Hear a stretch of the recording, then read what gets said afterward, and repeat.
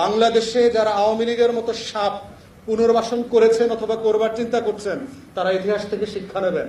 BNP 1979 সালে আওয়ামী লীগকে প্রথম পুনর্বাসন করেছে, রক্ত দিয়ে শহীদ প্রেসিডেন্ট জিয়াউর রহমানকে এটা ঋণ শোধ করতে হয়েছে। জাতীয় পার্টি দ্বিতীয়বার আওয়ামী লীগকে পুনর্বাসন করেছে, জাতীয় পার্টি নাই হয়ে গেছে, 6 টুকরা হয়ে গেছে পিজার মতো, এখন নাই এটা। তৃতীয়বার জামাত আওয়ামী লীগকে পুনর্বাসন করেছে 94, 95, 96 সালে। জামাত হাজারে হাজারে লাশ দিয়ে রক্ত দিয়ে এটা ঋণ শোধ করতে হচ্ছে এখনো। চতুর্থবার আওয়ামী লীগকে পুনর্বাসন করেছে 111 সরকার, সিভিল এবং মিলিটারি ব্যুরোক্রেসি। আমাদের টোটাল ব্যুরোক্রেসিকে নাই করে দিয়েছে ভারত এবং আওয়ামী লীগ। অতএব যারা আওয়ামী লীগের মতো একটা গোখরা সাপকে, একটা কোবরা এবং কুমিরকে পুনর্বাসনের রাজনীতি করছেন তাদেরকে ইতিহাসে ফিরে যেতে হবে। ইতিহাসের নোট বইগুলো দেখবেন, আপনারাও কিন্তু গোখরা শাকের কামড় থেকে বাঁচতে পারবেন না। অতএব ভেরি কেয়ারফুল। জুলাই রেভলিউশন হচ্ছে শত্রু মিত্র চেনার রাজনীতি, জুলাই রেভলিউশন হচ্ছে লাল সবুজের পতাকার বাঁচিয়ে রাখার রাজনীতি।